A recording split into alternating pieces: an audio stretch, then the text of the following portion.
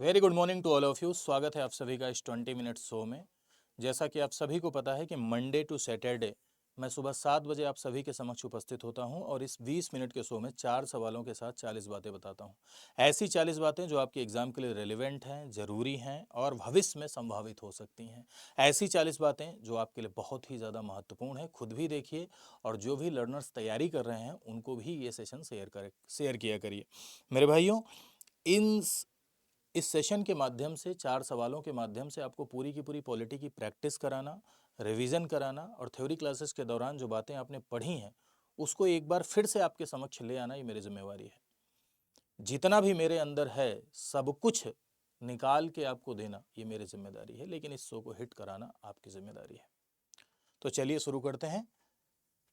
पहला सवाल देखिए आपकी स्क्रीन पर है। हाईकोर्ट की रिट अधिकारिता के बारे में कौन सा सही है?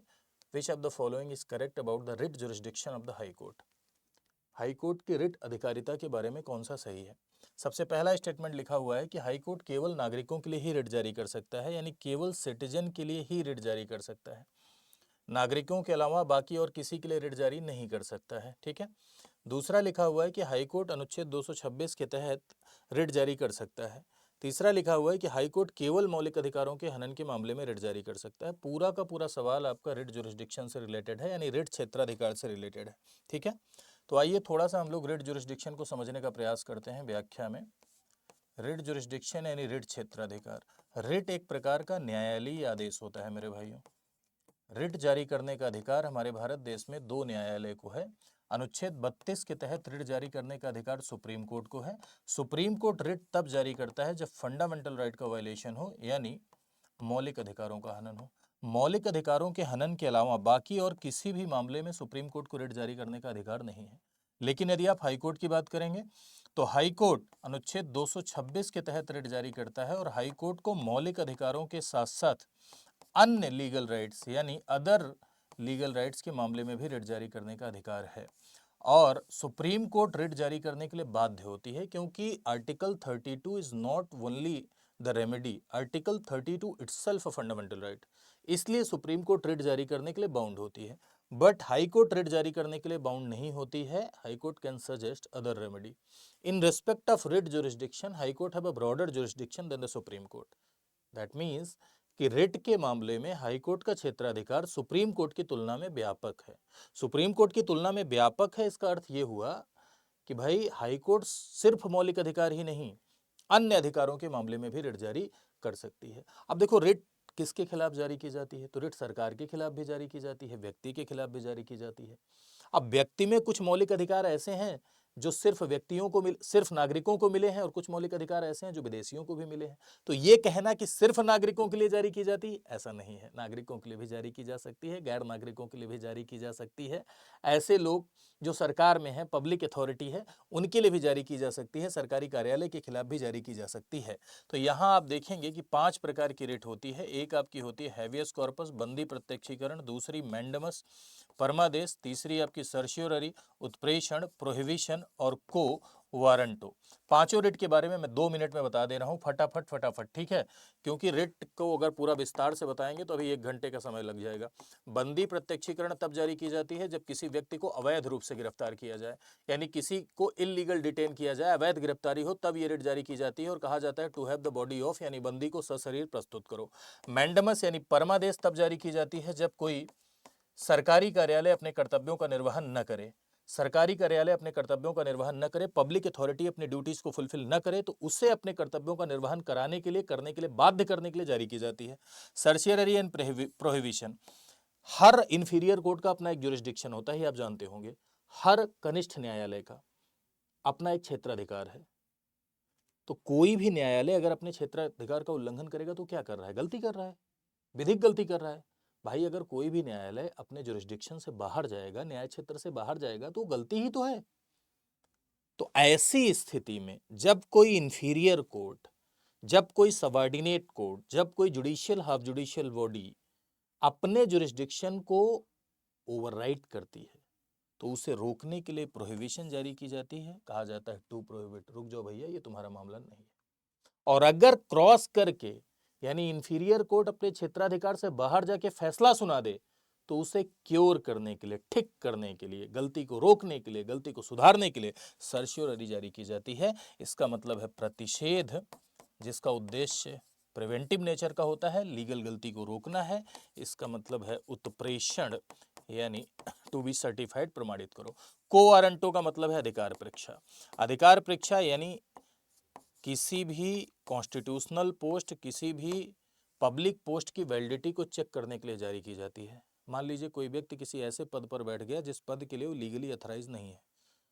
कोई व्यक्ति पीसीएस की तैयारी कर रहा है, उसने नकल की, चौटाई की, और चौटाई करके वो एसडीएम बन गया, पेपर लीक हो गया, और वो चौट्टा आदमी एसडीएम बन गया, तो जाहिर सी बात है कि वो लीगल तरीके से नहीं गया है ना।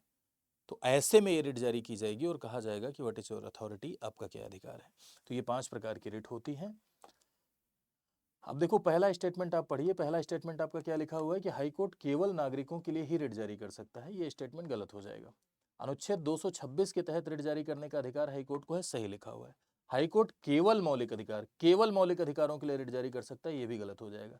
ध्यान रखिएगा, मैंने कई बार आपको बताया है कि पॉलिटी के सवालों में अगर कहीं भी केवल लिखा है, पॉलिटी के सवालों में अगर कहीं भी ऑलवेज लिखा है, कहीं भी पीपल लिखा है, कहीं भी सिटीजन लिखा है, कहीं कॉन्स्टिट्यूशन लिखा है, तो वहाँ पर जाल होने की संभावनाएं रहती हैं। उसको अपनी आंखें बड़ी बड़ी करके पढ़ा करिए। और इसको मैं एक कॉन्सेप्ट के नाम से बुलाता हूँ, कजरौटा कॉन्सेप्ट। कजरौटा कॉन्सेप्ट ये कहता है, हाँ देखना, लिख न लेना, कजरौटा कॉन्सेप्ट किसी इतिहासकार और कॉन्स्टिट्यूशनल विशेषज्ञ के द्वारा नहीं दिया गया है, हमारे द्वारा दिया गया है। पॉलिटिक्स वॉल्यूम कहीं ओनली लिखा, ऑलवेज लिखा है, कॉन्स्टिट्यूशन लिखा है, पीपल लिखा है, तो वहाँ ऐसा नहीं कोई स्टेटमेंट गलत होगा हमेशा, वहाँ ध्यान देने की जरूरत है। ट्रैप होता है, जाल होता है। देखो यहाँ 2 जगह लिखा है, दोनों जगह ट्रैप लगे हुए हैं, दोनों जगह जाल लगे हुए हैं, तो ध्यान देना है, आंखें बड़ी बड़ी करके देखना है, इसीलिए मैं इसे कजरौटा कॉन्सेप्ट कहता हूँ। ठीक है। निम्नलिखित में से कौन सा राष्ट्रपति की कार्यपालिका शक्तियों में आता है? हाँ, ये कजरौटा कॉन्सेप्ट मैंने ही दिया है, और लेकिन अब अपने जो विवेक पांडे सर हैं वो भी चुरा लिए हैं, वो भी कभी कभी बताते हैं अपने यहाँ। विवेक सर को जानते हैं ना अपने, हिंदी वाले सर, जो इसी प्लेटफॉर्म पर हिंदी पढ़ाते हैं, लाइव लेके आते हैं। हाँ चलिए, हाँ हाँ 10 बजे लेके आते हैं, सुबह 10 बजे होती है। सर बैठे हमारे बगल में ही बैठे हैं, कह रहे बता दीजिए 10 बजे हमारी क्लास होती है लाइव। रोज होती है सर? डेली होती है सर की क्लास लाइव। हाँ, रात को, दिन में होती है। जैसे अभी ये 7 बजे चल रही है, 20 मिनट्स वो है तो रिकॉर्डेड है, लेकिन सर लाइव लेके आते हैं। सर का क्लास लाइव सेक्शन में जाता है। तो निम्नलिखित में से कौन सा राष्ट्रपति की कार्यपालिका शक्तियों में आता है? Which of the following falls under the executive power of the president? प्रधानमंत्री और अन्य मंत्रियों की नियुक्ति करना, appointing the prime minister and other ministers. ठीक है। दूसरा है लोकसभा को भंग करना, डिसॉल्विंग द लोकसभा। भारत के मुख्य न्यायाधीश की नियुक्ति करना, यानी appointing the chief justice of India. तो देखो, प्रधानमंत्री और अन्य मंत्रियों की नियुक्ति राष्ट्रपति के द्वारा की जाती है अंडर आर्टिकल 75। प्रधानमंत्री की नियुक्ति राष्ट्रपति करेगा और उसी प्रधानमंत्री की सलाह पर अन्य मंत्री की नियुक्ति की जाएगी। जिसको जिसको प्रधानमंत्री चाहेगा वही अन्य मंत्री बनेगा। प्रधानमंत्री कौन बनेगा? जो बहुमत दल का नेता होगा, यानी ऐसी पार्टी या ऐसा गठबंधन, ऐसी पार्टी या ऐसा गठबंधन जो लोकसभा में बहुमत हासिल करता है, उसके सदस्य जिसे अपना नेता चुनते हैं उसे कहते हैं बहुमत दल का नेता। और बहुमत दल का नेता प्रधानमंत्री बनता है। प्रधानमंत्री जिसे जिसे कहेगा अन्य मंत्री बनेगा। और यह राष्ट्रपति की कार्यपालिका शक्ति है। राष्ट्रपति की एग्जीक्यूटिव पावर है, नियुक्ति की शक्ति राष्ट्रपति की कार्यपालिका की शक्ति है, ज्यादातर, सारी नहीं। लोकसभा को भंग करना, तो लोकसभा हमारे भारत देश में एक अस्थायी सदन है। हालांकि इसका कार्यकाल 5 साल होता है, लेकिन 5 साल से पहले भी भंग हो सकती है। कब? अगर मेजोरिटी चली जाए, मोदी गवर्नमेंट अभी बहुमत खो दे और कोई भी दूसरी पार्टी बहुमत ना दिखा सके, तो जाहिर सी बात है लोकसभा भंग होगी, चुनाव होगा। तो लोकसभा बीच में भी भंग हो सकती है। लोकसभा अस्थायी सदन है। Lok Sabha is a subject of dissolution, भंग हो सकती है। कौन करता है? राष्ट्रपति करता है। अभी बीच में यदि मोदी सरकार का मन करे कि हमें मिड टर्म इलेक्शन कराना है, मध्यावधि चुनाव कराना है, और बहुमत वाली मंत्रिपरिषद राष्ट्रपति को सलाह दे, तो लोकसभा भंग हो सकती है। और लोकसभा को भंग करना ये इसकी लेजिस्लेटिव पावर है। लेजिस्लेटिव पावर है यानी विधायी शक्ति है। किसकी विधायी शक्ति है? राष्ट्रपति की विधायी शक्ति है, यानी लेजिस्लेटिव पावर है। तो ये गलत हो जाएगा क्योंकि यहां एग्जीक्यूटिव पावर पूछा है। भारत के मुख्य न्यायाधीश की नियुक्ति, तो हाई कोर्ट और सुप्रीम कोर्ट दोनों के जजेस की नियुक्ति राष्ट्रपति करता है। हाई कोर्ट, सुप्रीम कोर्ट दोनों के जजेस की नियुक्ति राष्ट्रपति करता है। मेरे भाई, लेकिन ये नियुक्ति राष्ट्रपति अपने विवेक से नहीं करता है, बल्कि कोलेजियम सिस्टम से होती है, कोलेजियम प्रणाली से होती है। कोलेजियम प्रणाली आप लोगों ने पढ़ा होगा कि chief justice of India, Bharat के मुख्य न्यायाधीश जजेस के नाम का परामर्श देते हैं। किसे? राष्ट्रपति को परामर्श देते हैं जजेस के नाम का। लेकिन ये सिंगल कंसल्टेशन नहीं होगा, एकल परामर्श नहीं होगा, बल्कि 4 सीनियर जज ऑफ सुप्रीम कोर्ट, 4 सीनियर जज ऑफ सुप्रीम कोर्ट से सलाह लेकर, यानी 4 सीनियर जज से सलाह लेकर भारत के मुख्य न्यायाधीश राष्ट्रपति को परामर्श देते हैं। इसी को हम कोलेजियम सिस्टम के नाम से जानते हैं, यानी कोलेजियम प्रणाली के नाम से जानते हैं। तो यहां पर आप देखिए कि भारत के मुख्य न्यायाधीश की नियुक्ति कौन करता है? राष्ट्रपति करता है। This is judicial power of president. ये राष्ट्रपति की जुडिशियल पावर है, यानी राष्ट्रपति की न्यायिक शक्ति है। और यहाँ पूछा क्या है? एग्जीक्यूटिव पावर पूछा है। तो एग्जीक्यूटिव पावर में सिर्फ आपका कौन सा सही होगा? ये सही होगा अकेले, ये भी गलत हो जाएगा, ये भी गलत हो जाएगा। तो आंसर क्या हो जाएगा भाई इसमें? आंसर आपका हो जाएगा, नहीं है क्या? चलो एक और बना देता हूं मैं, ओनली 1। ठीक है, ये आपका आंसर हो जाएगा। कभी कभी हो जाता है, होली के बाद का समय है, टाइपिस्ट हमारा थोड़ा नशे में अभी भी है, अभी उसकी लग रहा है भांग उतरी नहीं। चलिए आगे आते हैं नेक्स्ट पर। अगला लिखा हुआ है, हाईकोर्ट की अपीली अधिकारिता के संबंध में सही कथनों की पहचान कीजिए। Identify the correct statement regarding the appealed jurisdiction of the high court. First statement, high court दीवानी और आपराधिक मामलों में अपील सुन सकता है। High court can hear appeal in civil and criminal cases. Second, high court निचली अदालतों के निर्णयों पर अपील सुन सकता है। High court can take appeals against decision of lower court और सबऑर्डिनेट कोर्ट। तो देखो, सबसे पहली बात तो यहाँ इस सवाल का जवाब ढूंढने से पहले आपको ये समझना होगा, क्या हाईकोर्ट एक अपीलित अधिकारिता वाला कोर्ट है? क्या हाईकोर्ट एक अपीलीय न्यायालय है? सवाल ये। लेकिन इस सवाल का जवाब ढूंढने से पहले आपको ये जानना होगा कि अपील क्या है। तो निचली अदालत के फैसले के खिलाफ जब आप ऊपरी अदालत में जाते हैं, इंफीरियर कोर्ट के जजमेंट के खिलाफ जब आप सुपीरियर कोर्ट में जाते हैं, तो उसे हम अपील कहते हैं। तो क्या हाई कोर्ट को भी अपील सुनने का अधिकार है अपने से निचली अदालत के फैसले के खिलाफ? जैसे मान लीजिए कि निचली अदालत ने किसी को 10 साल की सजा सुनाई, सेशन कोर्ट ने, तो क्या उस सजा जो सुनाई गई है उसके खिलाफ हाईकोर्ट में चैलेंज किया जा सकता है? जी हाँ, हाईकोर्ट के पास भी अपीलेट जुरिस्डिक्शन है। सिविल के मामलों में भी अपील सुनने का अधिकार है, क्रिमिनल के मामलों में भी अपील सुनने का अधिकार है। सिविल यानी दीवानी के मामले, जर जोरू जमीन वाले जो मामले होते हैं वो सिविल के मामले होते हैं। क्रिमिनल यानी आपराधिक मामले, चोरी डकैती हत्या वाले जो मामले होते हैं वो आपराधिक मामले या फौजदारी के मामले कहलाते हैं। तो इन दोनों मामलों में हाईकोर्ट को अपील सुनने का अधिकार है, लेकिन संवैधानिक मामलों में नहीं है। क्यों? क्योंकि भाई संवैधानिक मामले लोअर कोर्ट के पास जाते ही नहीं है, तो अपील कहां से आएगी? अरे संवैधानिक मामले देखने का अधिकार सिर्फ हाई कोर्ट सुप्रीम कोर्ट को है। हाई कोर्ट सुप्रीम कोर्ट के अलावा किसी अन्य न्यायालय को है ही नहीं है। तो जब निचली अदालतों को संवैधानिक मामले देखने का ही अधिकार नहीं है, तो उसकी अपील कहां से जाएगी? क्लियर है बात? चलिए अब आते हैं सवाल पर। सवाल कह रहा है कि हाई कोर्ट दीवानी और आपराधिक मामलों की अपील सुन सकता है। जी हाँ, बिल्कुल सही लिखा हुआ है। निचली अदालत के निर्णयों पर अपील सुन सकता है, बिल्कुल सही लिखा हुआ है। हाईकोर्ट केवल संवैधानिक मामलों में अपील सुन सकता है, तो ये स्टेटमेंट आपका गलत हो जाएगा। आंसर हो जाएगा first and second is your right answer. ठीक है, चलिए आई होप अब आप समझ गए होंगे एकदम बढ़िया से। अगले सवाल पर आते हैं। अगला सवाल कह रहा है कि सैन्य शक्तियों के संबंध में सही कथन पहचानिए। Identify the correct statement regarding military powers. राष्ट्रपति भारत के सशस्त्र बलों के सर्वोच्च कमांडर होते हैं। President is supreme commander of armed forces of India. Second, राष्ट्रपति युद्ध की घोषणा और संधि की पुष्टि कर सकते हैं। The president can declare war and ratify the treaties. तीसरा लिखा हुआ है कि राष्ट्रपति बिना संसद की अनुमति के युद्ध की घोषणा कर सकते हैं। बिना संसद की अनुमति के युद्ध की घोषणा कर सकते हैं। ठीक है,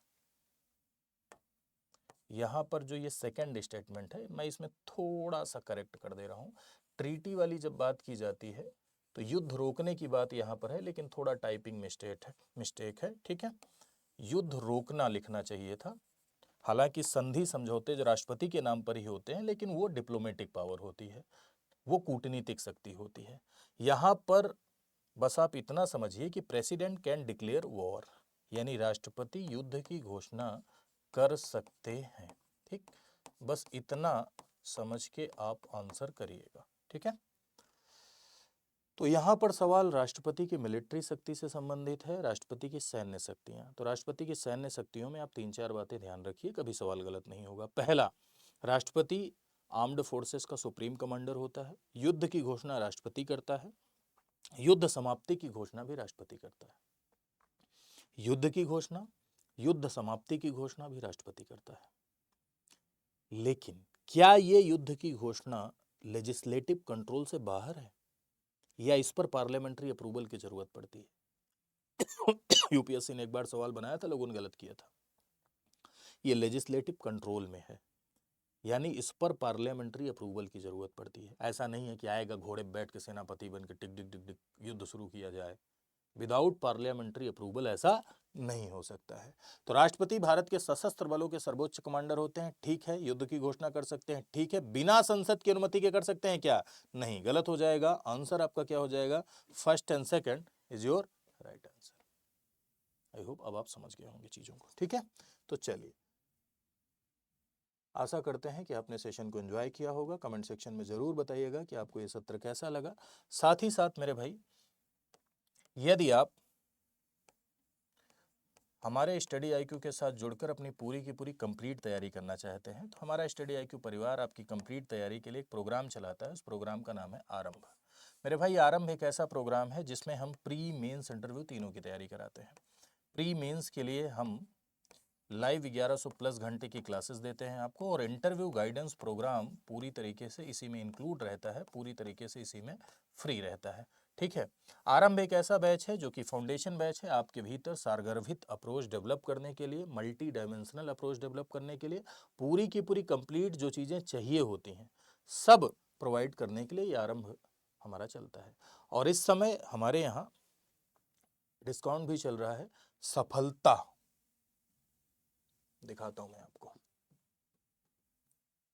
आप जाइए studyIQ.com पर, ठीक है। studyIQ.com पर जब आप जाएंगे तो पॉपुलर ऑनलाइन कोर्सेज पर जाके आप स्टेट पीसीएस पे क्लिक करिए, उत्तर प्रदेश पे क्लिक करिए। यहाँ आप देखेंगे तो इस समय हम सफलता महोत्सव के तहत जम्मू कश्मीर खुल गया। जब भी मैं उत्तर प्रदेश खोलता हूँ, पता नहीं क्यों जम्मू कश्मीर खुल जाता है हमसे, ठीक है। हमारे साथ ही होता है ऐसा, सबके साथ होता है क्या? ठीक। तो देखिए यहाँ पर हैं, गांधी जी ने हमको श्राप दिया था। तो देखिए, उत्तर प्रदेश पीसीएस आरंभ 21 यानी आरंभ प्रोग्राम का ये 21वां बैच हमारे यहाँ ऑनगोइंग है, ठीक है।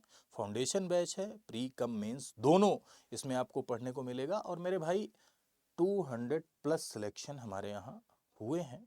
जो रिजल्ट आया है सिविल सर्विसेज में, कोई इंटरव्यू गाइडेंस प्रोग्राम के माध्यम से, कोई मेंस के स्पेशल प्रोग्राम के माध्यम से, कोई प्री के प्रोग्राम के माध्यम से, कोई क्लासरूम से, कोई ऑनलाइन प्रोग्राम के माध्यम से, और इसी का जश्न हम मना रहे हैं और इसी का नाम है सफलता महोत्सव।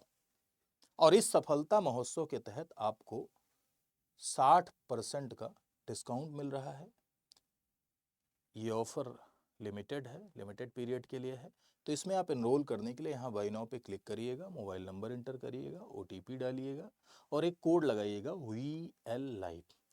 कोड अगर आप लगाएंगे तो आपको मैक्सिमम डिस्काउंट मिल जाएगा। हर फैकल्टी का कोड होता है, जिसका आपका मन करे उसका लगाइए। अगर आप कोड लगाते हैं तो आपकी एक श्रद्धा फैकल्टी के प्रति जाहिर होती है।